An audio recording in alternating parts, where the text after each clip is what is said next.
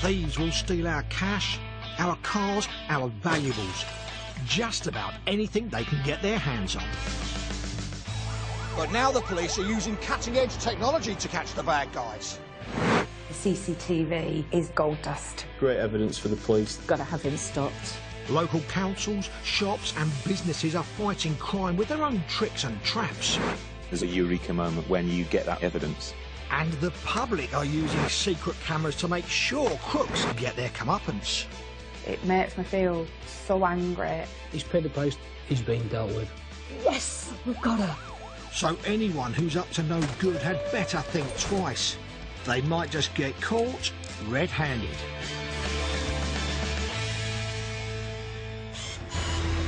Today, Linda discovers the most valued member of her shop staff has been organising a supermarket sweep for her friends, free of charge. You know, you feel exploited. You feel, why were you so naive to have trusted somebody totally?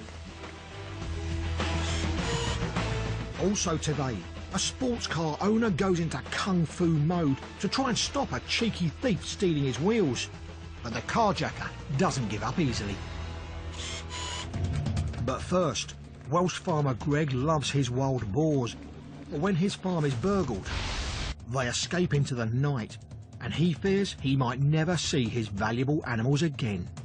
Things are going round in my head. They say your life flashes before you. It was. Police find the van used by the thieves and make a shocking discovery.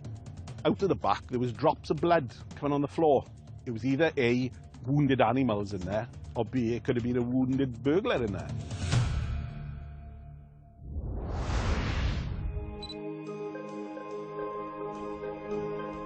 In South Wales, there's a farm which is a little, well, out of the ordinary. Farmer Greg isn't interested in cows and sheep. For him, it's all about wild boars. Yeah, my boy. This is Scratch. This one was hand-reared for my baby. And he got his name because he loves a little Scratch. He's the only one that does. Greg began rearing wild boars 6 years ago, and now he has over 80 of them. Wild boar has always had a mystique about it. I've done pigs. Pigs are boring. Come on. This is Boris. He's the main stud boar. Loppy, because she got slightly lop-eared ears. This is Bertha. She's the matriarch of the Hool Sounder. She's the boss. With boar, you get to know them, you know, the characters. You've got them for minimum of 2 years before they go out the door. It's more of a way of life. Fully grown adults can weigh over 27 stone and cause serious injury. They're not like a lion or a tiger. They wouldn't attack you to eat you. The danger comes with their size. They can cause damage to people rushing past. They can run at 30 miles an hour plus. They don't go over fences, they just go through them. You only contain them with electricity. Greg has built electric fences to keep the boars in. He's also trained a Rottweiler and set up security cameras to guard against thieves taking his farm equipment. We started using trail cameras on here because things were going missing, little things, diesel pinched out of some of the machinery, and they give you a good insight into wildlife and what's happening on your farm. The cameras are triggered by movement and capture still images. Soon after Greg installed them, they snapped squirrels and foxes paying his farm a visit. But it wasn't long before his security system captured something far more sinister. It's Sunday morning in early spring, and Greg's just arrived at the farm.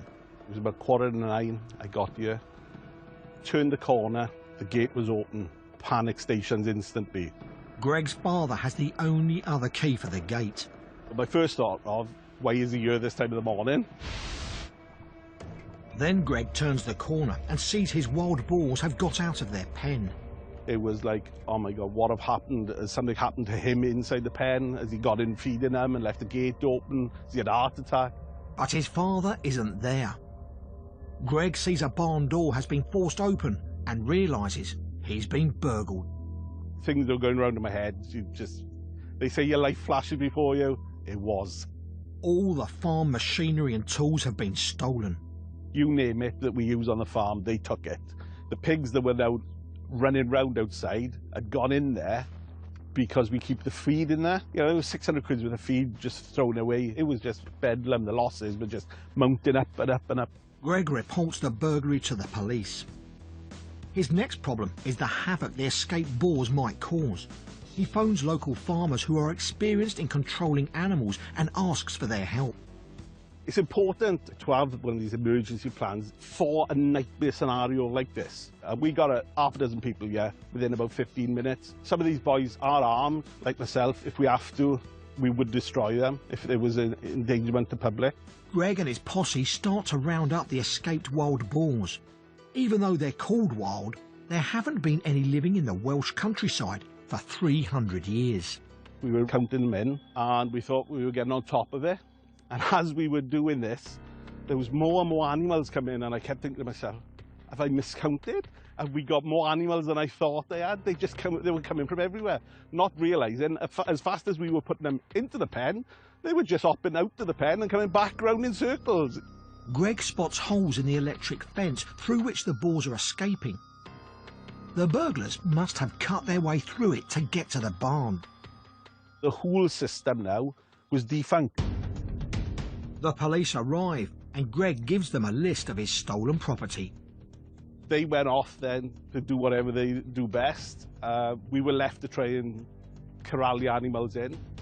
Greg works out that 42 wild boars are missing. He checks his cameras. Some boars can be seen escaping 7 hours earlier. 7 hours would give them a 10, 12-mile head start on us.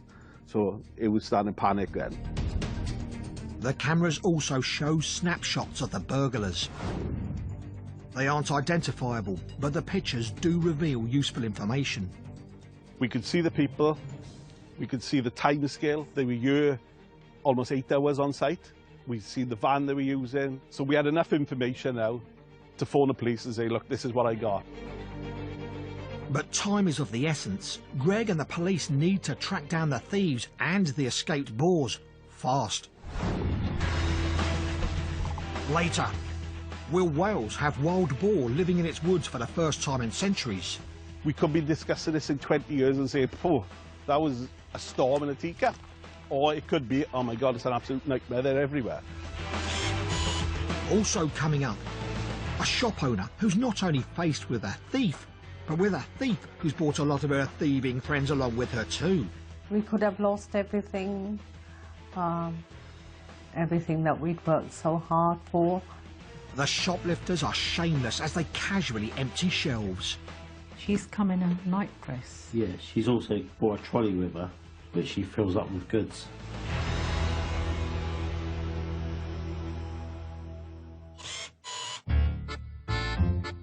This man's been helping himself to various medications at his local chemist's, and he's going to need some headache tablets in a moment when he takes steps to escape. Very uncertain steps.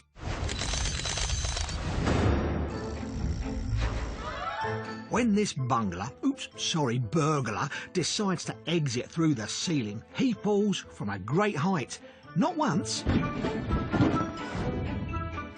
but twice, bringing half the roof down with him. Then he opts for a different exit route 10 feet away. He does like removing chunks of the ceiling, this chap. Careful, careful. Well, he appears to have done it. Now he just needs to avoid that hole 10 feet away. Yep, that's the one. The police find this comedy of errors less than funny, and before long, his criminal clumsiness will be his downfall. Ouch.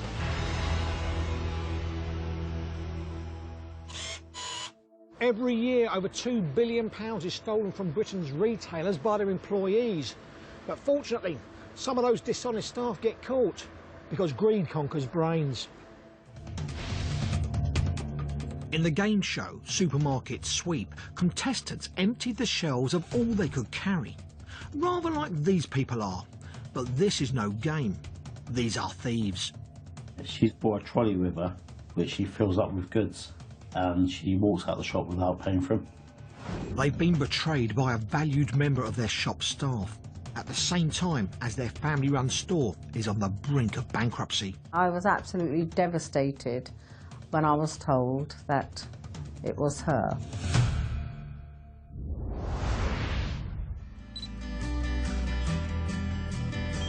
Linda and Kamal moved to Portsmouth on the south coast from London 34 years ago to try and make a go of running a small local store.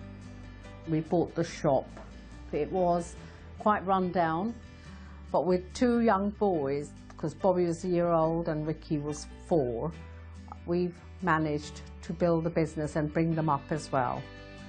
Linda and Kamal's son Bob has recently joined the family business and works full-time in the shop. I think working with my parents, I've come a lot closer to them than when I was working outside. I'm proud of what they've achieved. When the recession hit back in the 80s, they worked hard and got through it, and it's a lot busier from when we took it over. It's lovely that you have a family who is so involved. They have 6 part-time employees. We don't treat our staff really like staff, it's like more of a friendship. Some of them who've been with us 24 years, who also have a lot of input into how we run it. But after many years of steady success, suddenly the business starts to fail. My parents started planning their retirement, but with what's happened, it didn't go to plan. It turns out that inside this family grocer's, they have a rotten apple.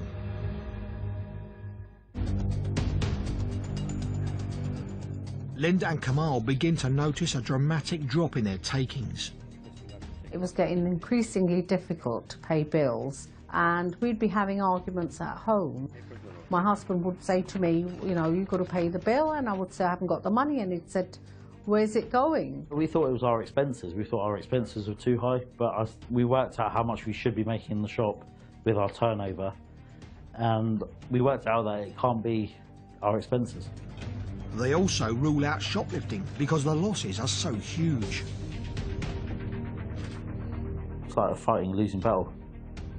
Linda starts working 6 days a week to try to spot where things are going wrong. I did that for a year, but not working on a Sunday, because Sunday was a day that we wanted it to be a family day. On Sundays, Linda asks her most trusted employee to take charge of the shop. She'd been with us 11 years. She was more of my right-hand woman. She was totally trusted. My mum took her on from young. My parents treated her like a daughter, like the same as they would me and my brother. Despite her best efforts, Linda can't get to the bottom of what's going wrong. The family realise they must take drastic action to keep the business afloat. All our savings that we had, we were putting back into the business. Half their life has gone into the shop, and to end up with nothing, it's quite sad. I cashed in on my husband's endowment policy and put that money in. The shop was on the verge of collapse. But one Monday morning, Linda makes an alarming discovery. She checks the cash dispenser in the shop and is shocked to find it's completely empty. I know we'd banked £1,600 in our ATM, and it showed it dispensed £460 odd. So there's about £1,200 gone missing. Linda thinks the ATM might be faulty and phones the supply company, but they assure her the machine won't be to blame for the missing cash. Then I thought, instead of arguing, let's check the cameras. Let's just check how many people have gone to the ATM. Bob views the shop's security camera footage from the Sunday.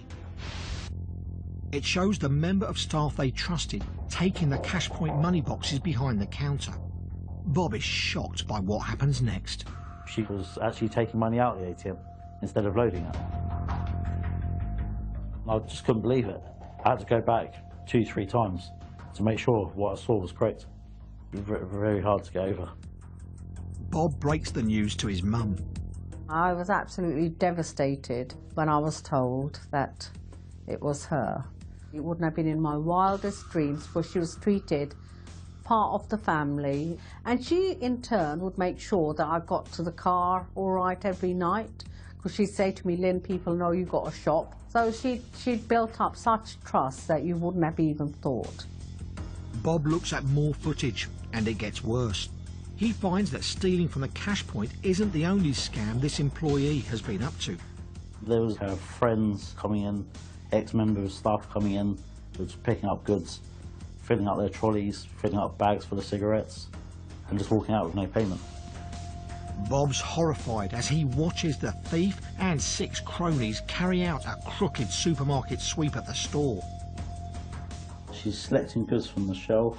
She's actually bagging the items up without scanning them through the till. Linda's heartbroken to see that one of the other shoplifters is a former employee and friend. She's appalled just how casual these people are as they go about stripping the shop that supports her family. She's come in a night dress. Yeah, she's also brought a trolley with her, which she fills up with goods, and she walks out the shop without paying for them. Makes me feel sick because it's the first time I've watched this. It looks like she's doing like a full weekly shop, and she doesn't make any payment. She's just put some money in her pocket. Very upsetting. The family's detective work has found the truth, but there's no joy. It's a bitter blow to their trust in people. We could have lost everything that we'd worked so hard for. And I feel so guilty in this that because it was a shop that was run by me, that I trusted her so much. And I feel like, you know, you feel exploited. You feel, why were you so naive? Why were you so naive to have trusted somebody totally? The family showed their findings to the police and the thieves were arrested. In court, the now ex-member of staff was sentenced to 2 years in prison. 6 accomplices were given 6-month sentences, suspended for a year, as well as community orders. They also had to pay compensation, fines and surcharges. Linda and her family have decided to treat this traumatic time as a valuable learning experience. I think you've got to have trust to go through life. You cannot tarnish everyone with the same brush. And I must say the staff we've got at the moment are wonderful. But you've also got to make sure that they don't get to a situation where they start taking advantage of you. The family can now once again look to a happier future. It's going to take us a few years to recover, but we're already seeing the difference. Because you've been there for so long, it's something. I would hopefully want my kids to take it over, hopefully keep it going for many more years.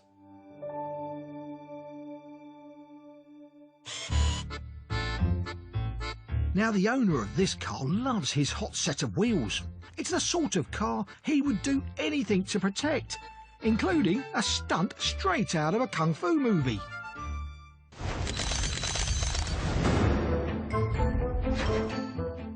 It's 9 o'clock at night and a sports car owner makes a pit stop at a petrol station. After filling up, he leaves his car on the forecourt and goes to pay for his fuel. Suddenly, a mystery man appears, clocks the car is unlocked and decides to steal it. He gets in the car. The key is still in the ignition, so he thinks it's his lucky day. But it isn't. The owner spots the stranger in his car, and what follows is like something from a martial arts movie. Hi-ya! A 2-footed karate kick Jackie Chan will be proud of. Let's see it again in slow motion. He accelerates to the car, jumps, and boom, take that. And the action isn't finished yet. The carjacker manages to drive off, but the owner climbs through the window Dukes of Hazzard style, and the crook scarpers. He doesn't get very far though. Soon he's arrested and charged with attempted car theft. And for the sports car stuntman, Hollywood could soon be calling. Well, that guy went to great lengths to stop the thief in his tracks. What can the rest of us do to protect our vehicles without resorting to death-defying stunts? During last winter, we had about 13 vehicles stolen outside people's houses, either on their drives or on the road, where they'd left the engines running so that they defrosted and they warmed up while they had their breakfast. And people need to remember, sometimes your insurance is invalidated by doing something like that, making it the temptation that it is to thieves. Cars are vulnerable if somebody breaks into your home, so my advice would always be make sure your keys are out of harm's way, make sure that they are not readily visible, so you're also protecting your car when it's left unattended outside your house. If you leave your sat-nav and your car keys and your home keys in the same location and they're stolen together, that can be a really deadly combination, because what the suspect can do is identify from the home setting on the sat-nav where you actually live. If you're outside the newsagents, just nipping in to pick up a newspaper or some sweets, turn the engine off, take your keys with you. It is so easy for somebody just to jump in and they're away.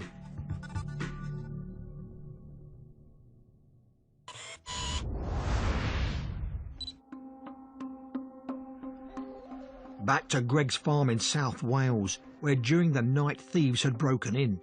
They cut holes in his fence and stole valuable farming equipment. They also released a large number of wild boars that escaped through the holes into the surrounding countryside. The police have just called Greg with some news. They phoned me to say that they'd made several arrests and they'd recovered what they thought to be all the property that was involved. Acting on a tip-off, the police have arrested suspects at a house nearby, just a few hours after Greg reported the crime. The officers that had been here were part of the team going in there, and as he walked in there, he thought, my God, everything that I've just been told on this ginormous list is there. Greg goes to the house and shows the police a van he'd seen on his security camera footage. We went looking for this van, and it wasn't immediately parked outside the property. It was parked up the road a couple of hundred yards. Out of the back, there was drops of blood coming on the floor. We made a decision to get in there. It was either A, wounded animals in there, or B, it could have been a wounded burglar in there. They forced the van's rear doors open. It's quite a horrific sight. Dead animals in there. It was very messy, you know. In the van, there are 2 dead wild boars. It was worse knowing that the pain and suffering the animals went through on that night was worse than the burglary, you know. We spend a lot of time nurturing these animals to get used to us. When I turn up, they think they're going to be fed. So when these people come up, they probably thought the same. They would go into them looking for food and ended up being butchered. But Greg can't dwell on that for long. Lots of his boars are still missing. We were unaware how many they had killed. We found about 4 miles away an animal which had had a wound under its jaw. So we knew some had escaped and bled to death. So we really didn't know what we were chasing. The work went on right into the night. You know, we were searching at silly hours o'clock. Although wild boars are unlikely to attack people, it's unknown what their effect on the countryside will be. PC Mark Goulding, one of just 3 specially trained wildlife officers in Wales, is alerted. I received a telephone call to say a burglary had taken place to a wild boar farm. That in itself was unique, why anybody would burgle a wild boar farm. But when they told me that at least 40-odd boar were unaccounted for and were beyond the boundaries of the farm, they didn't know what to do, how they were going to deal with it and what the offences were. As well as the burglary, the thieves could be charged with causing an animal unnecessary suffering if it can be proved. So, Mark asks for a post-mortem to be carried out on the 2 dead animals found in the back of the thieves' van. The importance of an autopsy helps me evidence how they died, to show a cruelty offence.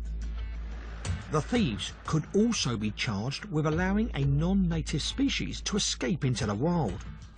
I had a significant challenge. I had to prove that and evidence that the animals were beyond the boundaries of the farm, that they were indeed in a wild state. And that means getting a definitive photo of one of Greg's boars in the countryside. 4 of the animals were female, but more importantly, 2 were pregnant, which meant those piglets, those boarlets, would fundamentally be a first generation of Welsh wild boar. Wild boar became extinct in Wales 3 centuries ago. Mark teams up with animal tracking experts from Cardiff University to see if that's about to change. We utilised trail cameras, we baited the trail cameras as well, and we started picking up trails of where the animals were moving. Meanwhile, Greg continues to try to catch the boars that come back onto his land. They were going probably in a 30-mile circle of this place before they were coming back here. And we were able, in the nights, for 2 days either side, to sit here and wait, and as they were coming in, we'd bait them into a catch pen, and boom, we had them. But the traps only work for a short while.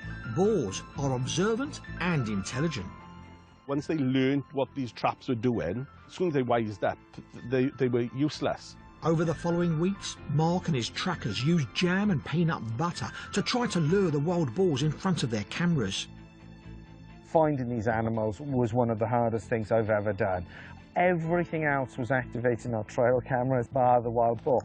Badgers started eating the peanut butter, squirrels eating the jam, and it was becoming incredibly frustrating. They were like ghosts. We'd go into thickets and I could hear them, but could I see them? Finally, after 3 months of weekly camera checks, Mark gets the evidence he needs. I remember putting it in the laptop, and for a minute I really struggled to comprehend what I was looking at. And then as the animal moved and it turned, I realised it was wild boar. The sense of relief was significant. I was so happy. I had enough for the Crown prosecution. That was a moment I will never forget. There's now enough evidence for multiple charges against the 3 men who raided Greg's farm. In court, they were sentenced to a combined total of 10 years, 6 months in prison. And Mark had broken new legal ground in this country, proving the thieves' raid allowed a non-native species to escape into the wild. This is the first conviction of its kind against a viable breeding population of wild boar, and that in itself is unique. The case helped Mark win a National Wildlife Officer of the Year award. He continues to monitor Britain's newest wild species, boar. This is snuffling. So basically the wild boar are ploughing up the ground. We've also got some lovely footprints of wild boar. That's unmistakable. That is wild boar. Farmer Greg has boosted his security system and now has permission to build a house on the farm so he can keep an eye on things overnight. And his escaped boars seem to be adapting to their new lives. After a 300-year gap, wild boars are now officially back in the Welsh countryside. A couple of months ago, I attended a call out and there was a large boar, female boar there, in a stables, who'd given birth on Christmas Day with 3 little boarlets. So we know they're now breeding. Of course, they were native here hundreds of years ago, but at the same time, we have habitat now that's gone on for hundreds of years without them. So it's a bit of an unknown. We could be discussing this in 20 years and say, oh, that was a storm in a teacup. Or it could be, oh my God, it's an absolute nightmare, they're everywhere.